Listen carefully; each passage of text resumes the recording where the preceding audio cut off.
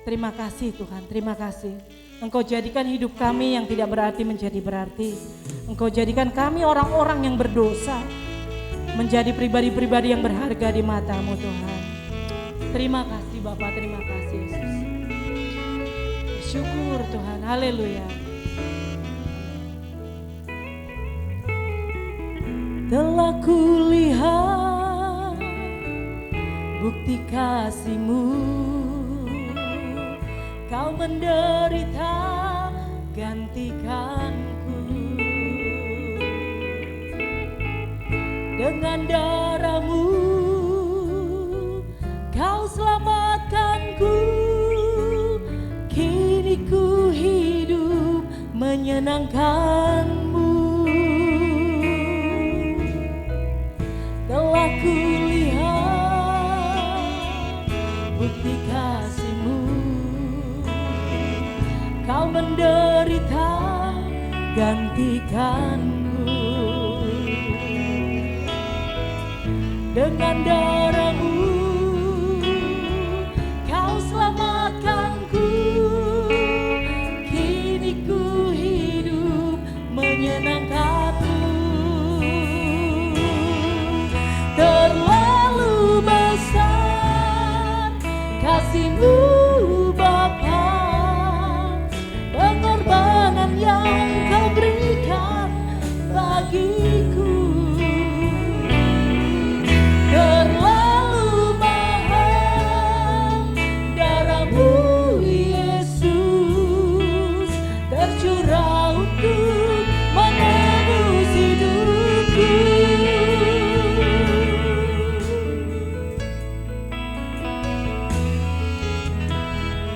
Telah kulihat bukti kasih-Mu,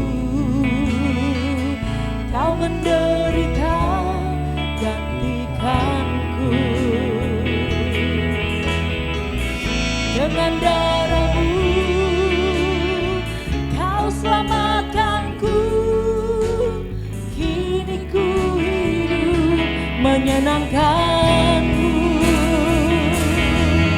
Terlalu besar kasih-Mu Bapa, pengorbanan yang Kau berikan bagiku. Terlalu mahal darah-Mu Yesus, tercurah untuk menebus hidupku. Terlalu besar kasih-Mu Bapa, pengorbanan yang Kau berikan bagiku. Terlalu mahal darah-Mu Yesus, tercurah untuk menebus hidupku. Terlalu besar kasih-Mu Bapa,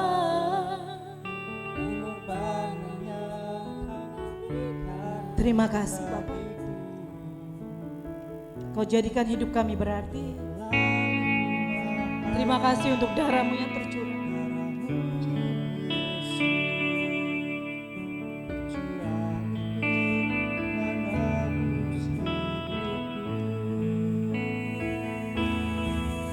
Terlalu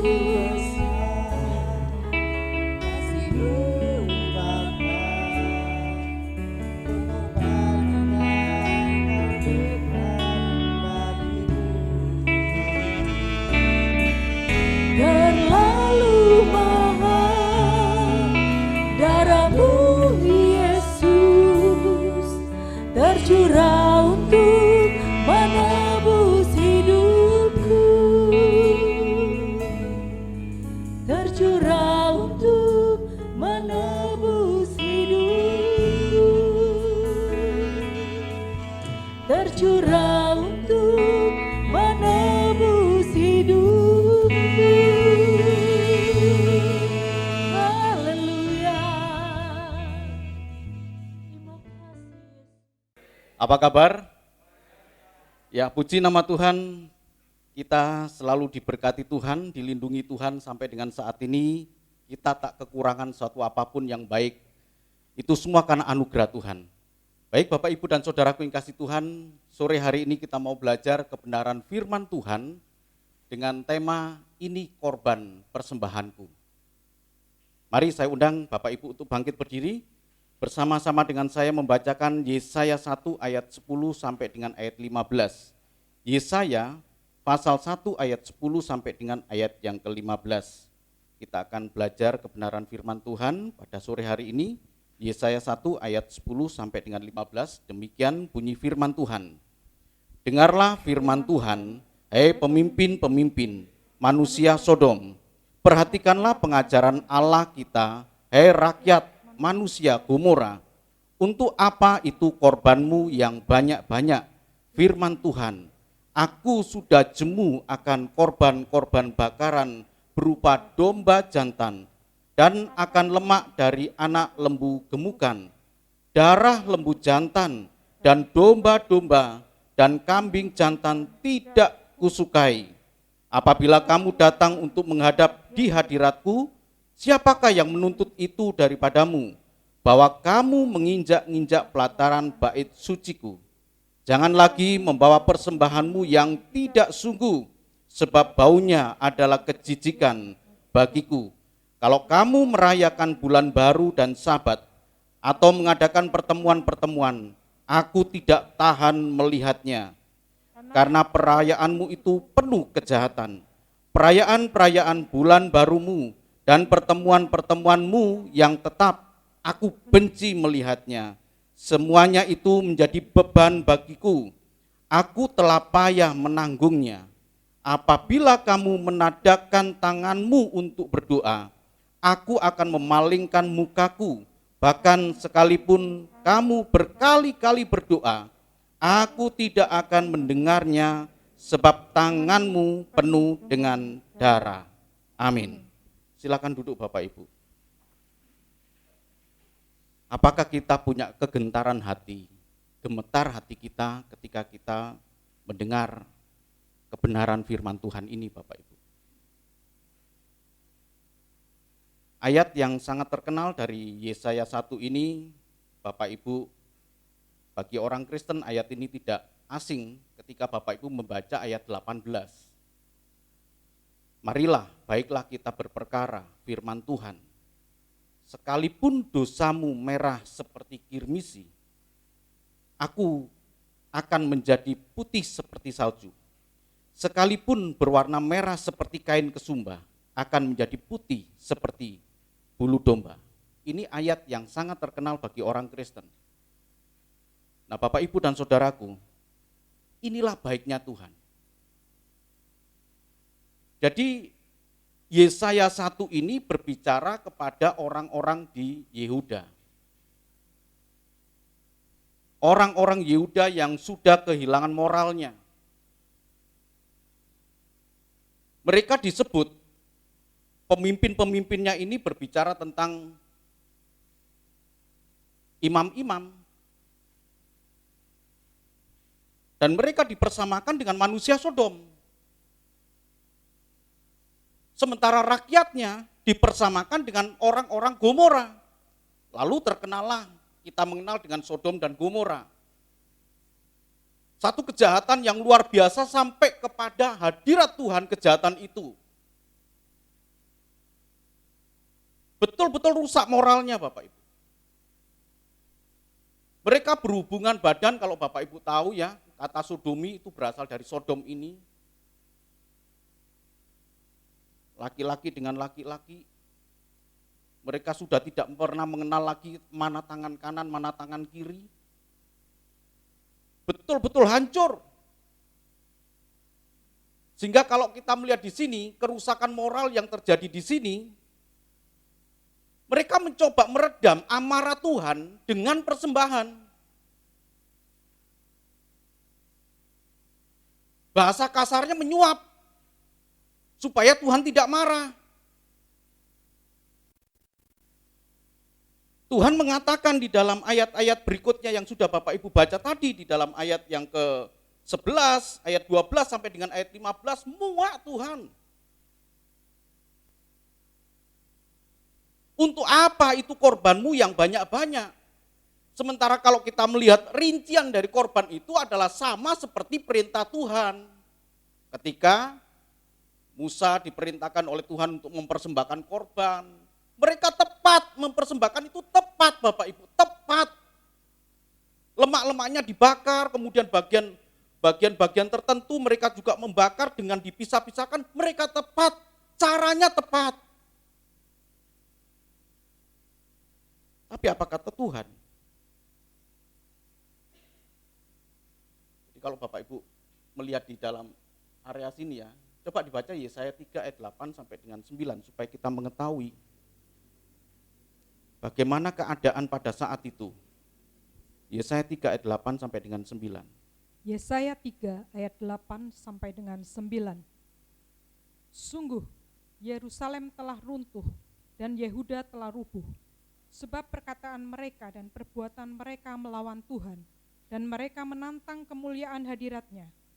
Air muka mereka menyatakan kejahatan mereka, dan seperti orang Sodom, mereka dengan terang-terangan menyebut-nyebut dosanya, tidak lagi disembunyikannya. Celakalah orang-orang itu, sebab mereka mendatangkan malapetaka kepada dirinya sendiri. Enggak peduli. Berbicara tentang dosa dia, dengan bangganya dia cerita dengan terang-terangan. Perbuatan-perbuatan yang borok, perbuatan-perbuatan dosa mereka jadikan itu kemuliaan bagi mereka. Dan mereka menentang Allah, menentang hadirat Tuhan, tidak peduli kepada Tuhan. Tadi pagi saya sampaikan Bapak Ibu, apakah perlu agama itu? Satu riset mengatakan bahwa ternyata negara-negara yang tidak terlalu mempedulikan agama itu adalah negara-negara yang bersih korupsi. Sementara negara-negara yang mengaku agamais, di situ ada India dengan 90% orang Hindunya, Filipina orang Katoliknya dominan, Indonesia dengan Islamnya. Ternyata negara-negara yang tidak mempedulikan agama itu bersih dari korupsi. Swedia, Finlandia, Jerman. Hasil riset mengatakan rata-rata dari mereka, dari rakyat yang mereka survei, 33% rakyat itu berkata agama tidak perlu. Kecuali Singapura ya, Singapura itu 70%. 70% mengatakan bahwa agama itu penting, perlu. Sementara negara-negara yang dengan agama yang begitu hebat, termasuk Thailand dan lain sebagainya, negara-negara yang sangat kuat agamanya, justru terpuruk pada korupsi. Termasuk Indonesia. Mereka menentang Tuhan, hadirat Tuhan mereka tentang. Ibadah yang dijalankan, kalau kita coba cocokkan kehidupan sekarang ini dengan Yesaya 1 tadi, kalau Yesaya itu kan dengan mempersembahkan korban mereka merasa sudah meredam hati Allah. Memang Tuhan tidak, pada saat itu Tuhan diam, tapi sekarang Tuhan menyatakan isi hatinya. Untuk apa korbanmu yang banyak-banyak itu? Aku sudah jemu dan korban-korban bakaran berupa domba jantan. Bukankah domba jantan itu berkenan? Bukankah itu yang memang Tuhan perintahkan kepada Musa? Persembahkanlah korban jantan, gak boleh betina, korban jantan. Tepat mereka mempersembahkan korban jantan. Tepat mereka mempersembahkan lemak-lemak yang dibakar tepat. Ada korban pagi, ada korban petang, itu mereka lakukan. Tapi kita lihat di sini Bapak Ibu dan saudaraku yang kasih Tuhan. Jangan lagi membawa persembahanmu yang tidak sungguh, sebab baunya adalah kejijikan bagiku. Kalau kamu merayakan bulan baru dan Sabat, bukankah Sabat juga termasuk dalam hukum 10 perintah Allah, kuduskanlah hari Sabat? Sekarang Tuhan berkata, enggak perlu. Nanti Bapak Ibu lihat ya, maksud tidak perlu begini, bukan terus tidak perlu, dalam pengertian ada nilai yang jauh lebih penting yang Tuhan perhatikan. Kalau hidupnya sudah baik dan kemudian dia menghormati hari Sabat, seperti sekarang hari Sabat hari perhentian Bapak Ibu. Bukan hari secara khusus ya, bukan hari tertentu kemudian kita jadikan hari Sabat, tapi setiap hari perhentian kita berhenti. Ada Sabat harian, ada Sabat mingguan, ada Sabat 7 minggu, ada Sabat tahun. Kenapa ada tahun Yobel? Tahun Yobel tahun yang ke-50. Karena kan tahun 7 kali 7 tahun, 49 tahun, pada tahun yang ke-50 adalah tahun Yobel. Ada perhentian-perhentian. Sementara bagi kita ada perhentian-perhentian yang Tuhan mau dalam hidup kita. Itu Sabat, Tuhan sangat meminta kita untuk menghormati hari Sabat, tetapi ada nilai yang jauh lebih penting daripada kita menghormati hari Sabat, yaitu bertobat. Sikap hidup yang sebenarnya itu yang Tuhan mau. Percuma kita memberikan persembahan yang banyak, ya saya gereja kan sangat suka kalau Bapak Ibu mempersembahkan persembahan. Tapi dengar baik-baik Bapak Ibu dan saudaraku. Di tempat ini Bapak Ibu, kami lebih suka hidup Bapak Ibu yang berkenan di hadapan Tuhan.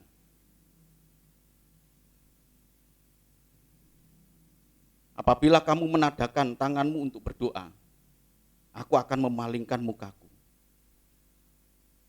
Betul-betul satu keadaan yang sangat tragis bagi orang yang punya bait suci Allah di Yerusalem.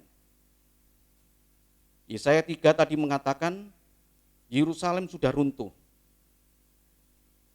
Itu adalah tempat bait suci Allah, satu kemuliaan, tapi sekarang sudah runtuh. Ini belum betul-betul belum dihancurkan oleh Tuhan.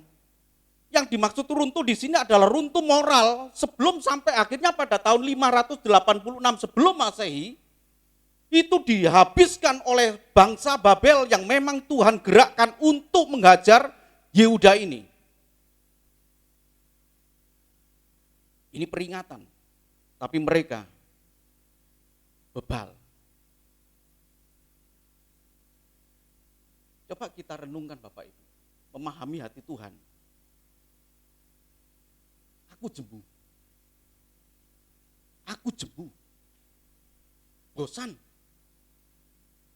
Pernah kan Bapak Ibu ngobrol dengan seseorang dan obrolannya sangat membosankan, Bapak Ibu pasti ingin beralih dari tempat itu, ingin pulang.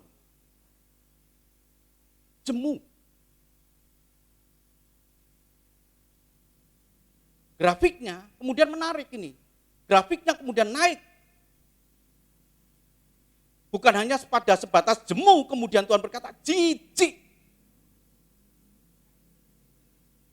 Aku enggak tahan melihatnya. Tidak tahan melihatnya. Ini yang disebut sebagai gaya bahasa hiperbol ya, gaya bahasa apa itu? Yang naik ya. Dan naik dari jemu, kemudian jijik, aku tidak tahan melihatnya. Kemudian apa Bapak Ibu? Benci. Ini bukan benci tapi rindu, betul-betul benci. Benci. Menjadi beban Tuhan.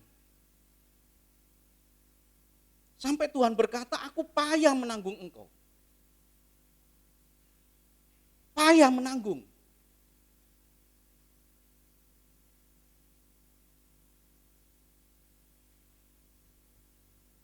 Kalau tema kita pada sore hari ini berkata, ini persembahanku. Apa yang bisa kita persembahkan? Dari pernyataan hati Tuhan ini kemudian muncul tindakan Tuhan. Sikap Tuhan adalah memalingkan muka, tidak tahan mendengar walaupun kita berdoa teriak-teriak dengan toa, ya apa itu speaker toa itu ya, toa ya. Keraskan sekalipun Tuhan tidak akan mendengar. Bahkan mungkin Bapak Ibu kehabisan air mata untuk mengatakan, Tuhan pun tidak tahan untuk melihat air mata. Padahal Tuhan berkata, Tuhan menampung air mata kita ke dalam kirbatnya. Kirbat itu tempat air minum. Air mata Bapak Ibu itu ditampung untuk diminum, artinya merasakan kesusahan Bapak Ibu. Tapi kalau Tuhan sudah benci, Bapak Ibu sudah nangis ke apapun, muak Tuhan. Kenapa? Karena kita tidak punya rasa untuk meninggalkan dosa. Memalingkan muka, tidak mendengar, satu tindakan Tuhan yang betul-betul tragis bagi orang percaya. Mari coba kita pelajari antara hidup dan persembahan. Kejadian 4 ayat 5 sampai dengan yang ke-7. Kejadian 4 ayat 5 sampai dengan 7. Tetapi Kain dan korban persembahannya tidak diindahkannya. Lalu hati Kain menjadi sangat panas dan mukanya muram. Firman Tuhan kepada Kain, "Mengapa hatimu panas dan mukamu muram? Apakah mukamu tidak akan berseri jika engkau berbuat baik? Tetapi jika engkau tidak berbuat baik, dosa sudah mengintip di depan pintu. Ia sangat menggoda engkau, tetapi engkau harus berkuasa atasnya." Amin. Bapak, Ibu, dan saudaraku yang kasih Tuhan, cerita mengenai Kain dan Habel ini adalah cerita klasik. Cerita yang turun-temurun, cerita yang sudah dikenal, tetapi salah pemahaman begitu banyak atas cerita ini. Banyak yang menganggap bahwa persembahan Kain itu ditolak karena memang bukan binatang, sementara persembahan dari Habel diterima oleh Tuhan karena mengandung nyawa di sana, ada darah di sana. Apakah Allah yang kita sembah model Allah yang demikian? Tentu tidak, Bapak Ibu. Jadi kalau kita melihat di sini, firman Tuhan kepada Kain, "Mengapa hatimu panas dan mukamu muram?" Ayat 5 berkata, "Tetapi Kain dan korban persembahannya tidak diindahkannya." Tetapi Kain dan korban persembahannya tidak diindahkannya. Jadi sifat dari Kain memang sifat yang sudah tidak baik sejak semula. Bukan perkara jenis persembahan yang dipersembahkan, yaitu berupa hasil pertanian. Karena di bagian lain Allah juga memerintahkan kepada Musa untuk mempersembahkan hasil pertanian. Jadi bukan perkara ada darah, ada nyawa, kemudian Allah berkenan. Tidak, sama sekali tidak.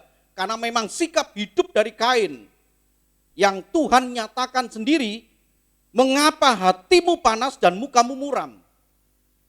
Ini menjadi satu kebiasaan dari Kain. Dia seorang pemarah, dia seorang yang mudah sekali hatinya panas. Dan firman Tuhan berkata, "Apakah mukamu tidak akan berseri jika engkau berbuat baik?"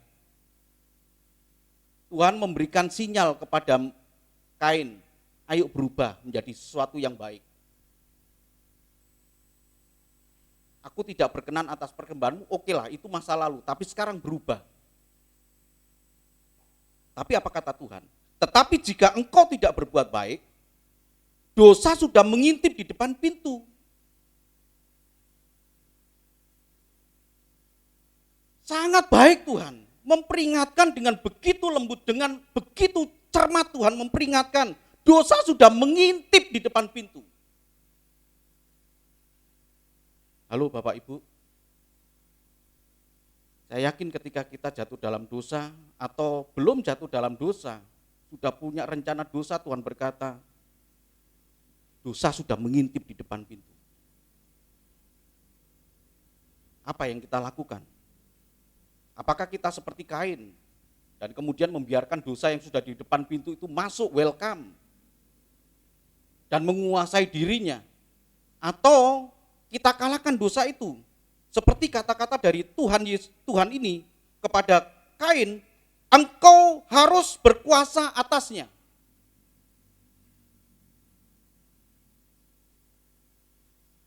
Dosa sudah menggoda. Dosa sudah menggoda. Kalau orang yang sudah terbiasa hidup tidak baik dan kemudian dia mempersembahkan korban, maka persembahan itu ditolak oleh Tuhan karena sikap hatinya memang bukan karena persembahannya, tapi karena sikap orang itu. Inilah antara hidup dan persembahan, sehingga dia menjadi pembunuh.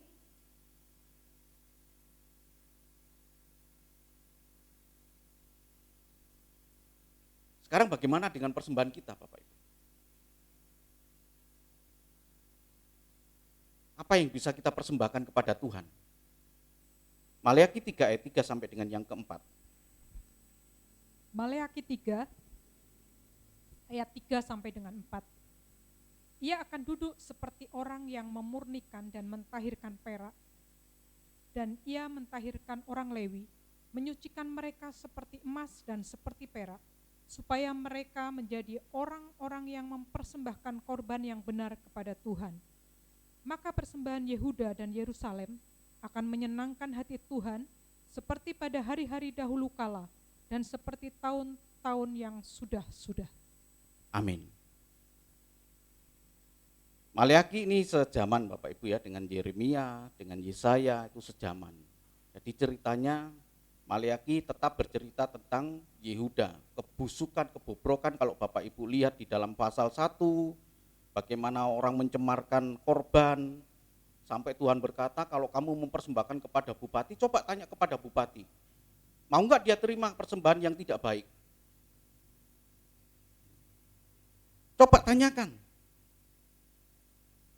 Dan kemudian Tuhan berkata, kalau aku ini Tuhan, ayat yang ke-6, seorang anak, dari Maleakhi 1 ayat yang ke-6, seorang anak menghormati bapaknya dan seorang hamba menghormati tuannya. Jika aku ini Bapa, di manakah hormat yang kepadaku itu? Jika aku ini Tuhan, di manakah takut yang kepadaku itu? Firman Tuhan semesta alam kepada kamu, hei para imam yang menghina namaku. Tetapi kamu berkata, dengan cara bagaimana kami menghina namamu? Ada satu ungkapan orang berdosa tidak merasa berdosa. Orang bebal tidak akan pernah merasa bahwa dirinya adalah orang bebal. Orang sombong tidak akan pernah tahu bahwa dirinya adalah sombong. Coba tanya. Kan yang merasakan orang lain. Tapi ketika ditanya, enggak, aku enggak sombong kok. Ini sama. Dengan cara bagaimanakah kami menghina engkau? Mereka mempersembahkan korban-korban yang tidak baik. Ayat 7 berkata, kamu membawa roti cemar ke atas mezbahku, tetapi berkata, dengan cara bagaimana kami mencemarkan? Dengan cara menyangka meja Tuhan boleh dihinakan. Artinya apa Bapak Ibu? Kalau Bapak Ibu membaca secara keseluruhan Maleakhi ini adalah kebusukan moral yang sama diungkapkan oleh Yesaya pasal 3 tadi. Yerusalem sudah runtuh, Yerusalem sudah kehilangan kemuliaannya, kebobrokan moral itu terjadi. Bahkan Maleakhi berkata, untuk apa kami beribadah? Maleakhi 3 ayat yang ke-18 ya. Ayat 13 kemudian ayat 18. Tolong dibaca. Maleakhi 3 ayat 13 dan 18. Bicaramu kurang ajar tentang aku, firman Tuhan. Tetapi kamu berkata, apakah kami bicarakan di antara kami tentang engkau? Ayat 14 dibaca. Ayat 14, kamu berkata, adalah sia-sia beribadah kepada Allah. Apakah untungnya kita memelihara apa yang harus dilakukan terhadapnya dan berjalan dengan pakaian berkabung di hadapan Tuhan semesta alam? Ayat 18, maka kamu akan melihat kembali perbedaan antara orang benar dan orang fasik, antara orang yang beribadah kepada Allah dan orang yang tidak beribadah kepadanya. Bicaramu kurang ajar. Ayat 13 berkata, untuk apa kami beribadah kepada Tuhan? Nah Bapak Ibu dan Saudaraku, inilah kebusukan moral yang hancur di Yerusalem pada saat itu. Jadi kalau kita melihat di dalam Maleakhi ini, ternyata Tuhan mengingatkan, dalam runtuhnya moral yang ada, Tuhan mengingatkan untuk menjadi orang yang benar. Supaya menjadi orang yang benar itu mempersembahkan korban yang benar.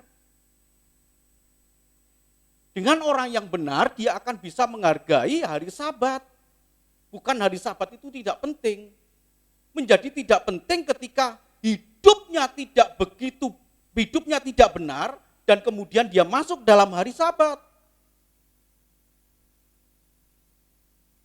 Setelah itu hidup sehari-hari tetap hidup dalam dosa, maka Tuhan berkata, untuk apa hari Sabatmu? Kita senang di sini Bapak Ibu. Kita mau menyenangkan hati Tuhan. Dibandingkan dengan peristiwa tadi, aku muak, jijik, aku benci melihatnya.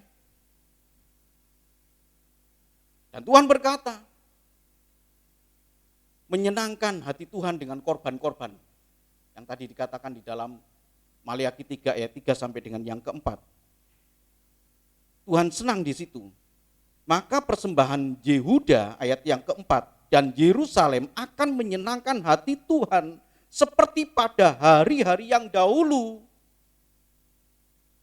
Tuhan mengingatkan hidup yang lampau ketika dia taat, ketika dia menghormati Tuhan, baik dengan persembahannya maupun dengan hidupnya. Hidupnya dulu yang baik, kemudian dia mempersembahkan korban yang benar. Bukan dengan korban yang tepat, korban lembu, anak domba jantan, tepat, tetapi hidupnya tidak benar. Tuhan berkata, untuk apa? Aku muak melihatnya, jijik melihatnya. Nah Bapak Ibu dan Saudaraku yang kasih Tuhan, inilah persembahan kita.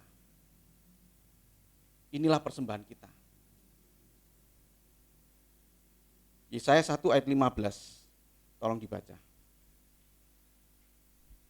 Yesaya 1 ayat 15 dan 18. Apabila kamu menadahkan tanganmu untuk berdoa, aku akan memalingkan mukaku. Bahkan sekalipun kamu berkali-kali berdoa, aku tidak akan mendengarkannya, sebab tanganmu penuh dengan darah. Ya. Ayat 18, marilah, baiklah kita berperkara firman Tuhan. Sekalipun dosamu merah seperti kirmisi, akan menjadi putih seperti salju. Sekalipun berwarna merah seperti kain kesumba, akan menjadi putih seperti bulu domba. Amin. Berperkara, bahasa aslinya itu yakat. Berperkara, bahasa aslinya itu yakat, artinya ayo berterus terang. Menegur dan memberikan ajaran untuk bertobat itu berperkara. Ayo sini datang. Kalau Bapak Ibu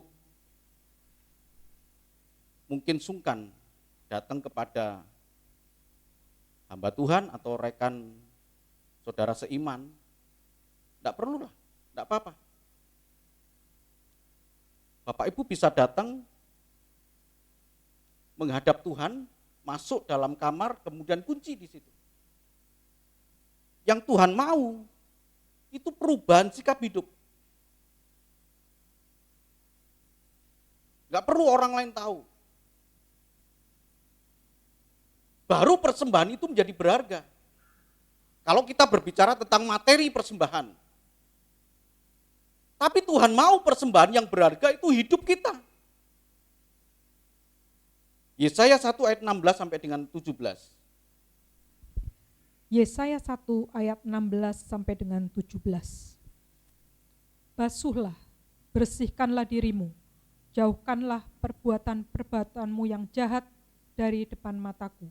Berhentilah berbuat jahat, belajarlah berbuat baik, usahakanlah keadilan, kendalikanlah orang kejam, belalah hak anak-anak yatim, perjuangkanlah perkara janda-janda. Sama seperti pengakuan Tuhan tadi. Saya ulang Bapak Ibu ya. Sama seperti pengakuan tadi, ketika Tuhan mengatakan aku jemu, menjijikkan, aku tidak tahan, benci, melihatnya dan menjadi beban, ini kan grafiknya naik nih. Sampai Tuhan katakan di sini, aku payah menanggung kamu. Begitu pula dengan Tuhan mengajarkan tentang pertobatan. Basuhlah, bersihkanlah dirimu. Jauhkanlah perbuatanmu yang jahat dari depan mataku. Berhentilah berbuat jahat. Mulai kan naik. Setelah berhenti lalu apa? Belajarlah berbuat baik. Naik lagi. Usahakanlah keadilan. Naik lagi kemudian kita melakukan diakonia, melakukan pelayanan, melakukan kasih. Terhadap siapa? Kalau tadi hatinya itu kejam, kalau tadi hatinya tidak peduli, kalau tadi hatinya itu menyimpang, mengingkari Tuhan, sekarang Tuhan katakan berbuat baik. Basuhlah, bersihkanlah dirimu, jauhkanlah dan dari perbuatan-perbuatanmu yang jahat. Kemudian actionnya, ya naikkan itu, kendalikanlah orang kejam. Coba Bapak Ibu, awalnya dia itu yang kejam, awalnya dia itu yang brengsek, awalnya dia itu yang jahat. Sekarang Tuhan katakan kendalikan tuh orang. Gak mungkin Tuhan menyuruh seseorang untuk mengendalikan orang yang jahat kalau dirinya tidak beres terlebih dulu. Sama seperti hati Tuhan yang semakin lama semakin naik untuk menyatakan sikapnya dari jemu, jijik, kemudian sampai aku payah nanggung. Sekarang Tuhan katakan untuk kita belajar berbuat baik. Itulah persembahan kita Bapak Ibu. Itulah korban kita. Materi itu nomor sekian Bapak Ibu. Persembahan-persembahan materi itu nomor sekian. Kalau orang sudah hidup benar, kalau orang sudah tahu hidup benar, dia akan punya hati untuk memberi. Seperti tadi dikatakan. Belajar berbuat baik. Kemudian memberi kepada orang yatim, janda, dan fakir miskin, dan semuanya. Padahal dia dari hidup yang jauh brengsek, yang jauh kotor sekali Bapak Ibu. Jadi kalau kita lihat di sini, bertobat lebih baik daripada mempersembahkan korban. Basuh dan bersihkanlah diri untuk berhenti berbuat jahat. Apa yang bisa kita persembahkan kepada Tuhan dalam sisa umur hidup kita ini Bapak Ibu? Inilah hidupku Tuhan, inilah persembahanku Tuhan. Tuhan memberkati. Amin. Kita satu di dalam doa dan Bapak Ibu memegang roti dengan tangan kanan dan ditaruh di dada. Kita satu dalam doa. Bapa, kami bersyukur kepada Engkau Tuhan. Inilah saatnya yang terbaik bagi kami Tuhan untuk memperbaharui hidup kami. Ada kesempatan yang Kau berikan untuk kami mempersiapkan diri ketika kami pulang dan kembali kepada Engkau Tuhan. Maka Engkau dapati kami sebagai hamba-Mu, sebagai pribadi-pribadi yang hidup tak bercelah di hadapan Engkau dan berkenan di hadapan Engkau Tuhan. Terima kasih Tuhan buat kebenaran firman Tuhan. Di tangan kami ada roti sebagai lambang tubuh Tuhan dan anggur sebagai lambang darah Kristus. Dan inilah kebenaran firman Tuhan bahwa Tuhan Yesus pada malam waktu Ia diserahkan mengambil roti dan sudah itu Ia mengucap syukur atasnya. Ia memecah-mecahkannya dan berkata, inilah tubuhku yang diserahkan bagi kamu. Perbuatlah ini menjadi peringatan akan aku. Mari kita angkat roti dengan tangan kanan lebih tinggi dari kepala kita, hormat akan tubuh Tuhan. Bukankah roti yang kita pecah-pecahkan adalah persekutuan dengan tubuh Kristus? Tubuh Kristus. Dalam nama Tuhan Yesus, kita makan tubuh Tuhan ini.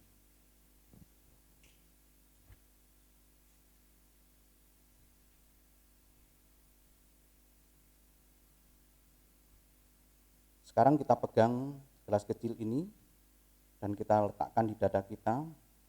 Kita merasakan kasih Tuhan yang begitu baik dalam hidup kita.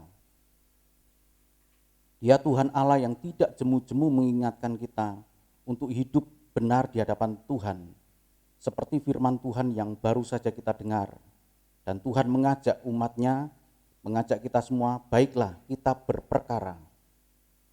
Artinya berterus terang kepada Tuhan, untuk menerima teguran, untuk menerima pengajaran, dan hidup benar di hadapan Tuhan. Terima kasih Tuhan, terima kasih Tuhan. Demikian juga ia mengambil cawan, sudah makan, lalu berkata, cawan ini adalah perjanjian baru yang dimeteraikan oleh darahku. Perbuatan ini setiap kali kamu meminumnya, menjadi peringatan akan aku. Mari kita angkat gelas kecil yang berisi anggur ini lebih tinggi dari kepala kita. Hormat akan darah Kristus. Bukankah cawan pengucapan syukur yang atasnya kita ucapkan syukur adalah persekutuan dengan darah Kristus? Darah Kristus. Dalam nama Tuhan Yesus kita minum darah Tuhan.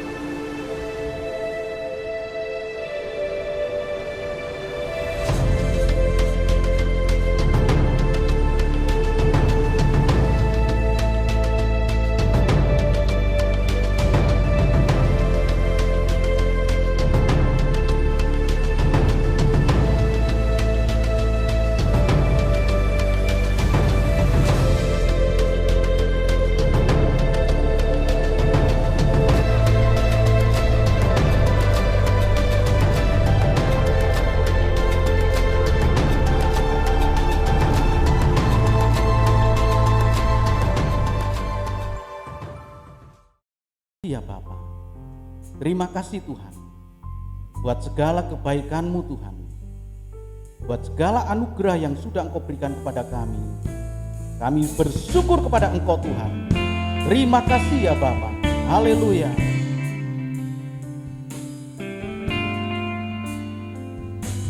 Terima kasih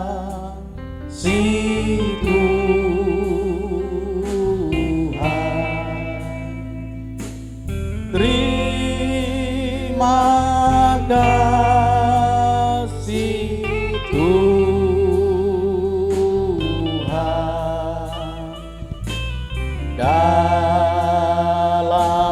nama Yesus. Terima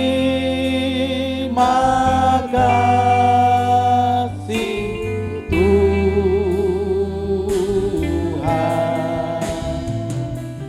haleluya.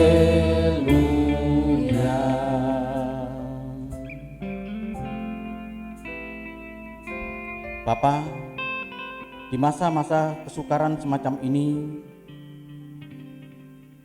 masih pandemi COVID-19 ini Tuhan, tidak ada tempat yang nyaman bagi kami selain kami berlindung hanya kepada Engkau Tuhan. Kaulah Tuhan Allah tempat kami berlindung. Lindungilah kami, jauhkanlah kami semua saat ini Tuhan dengan kuasa-Mu dari segala sakit penyakit, dari segala mara bahaya, dari segala tipu daya iblis. Kami bersyukur kepada Engkau Tuhan. Engkau Tuhan Allah yang hebat, Engkau Tuhan Allah yang maha besar. Bapak, Ibu, dan saudaraku yang kasih Tuhan, terimalah berkat dan anugerah dari Allah Bapa di surga, kasih dan cinta Tuhan kita Yesus Kristus, anaknya yang tunggal, dan penghiburan, kuasa, kekuatan dari kuasa Roh Kudus menyertai kita mulai saat ini, esok, bahkan sampai Maranatha Tuhan datang. Dia Allah yang baik, Dia Allah yang maha mulia, Dia Allah yang memberkati kita. Dia juga Allah yang menyinari kita dengan wajahnya dan memberikan kepada kita kasih karunia. Dia Allah yang menghadapkan wajahnya kepada kita dengan maksud memberikan damai sejahtera.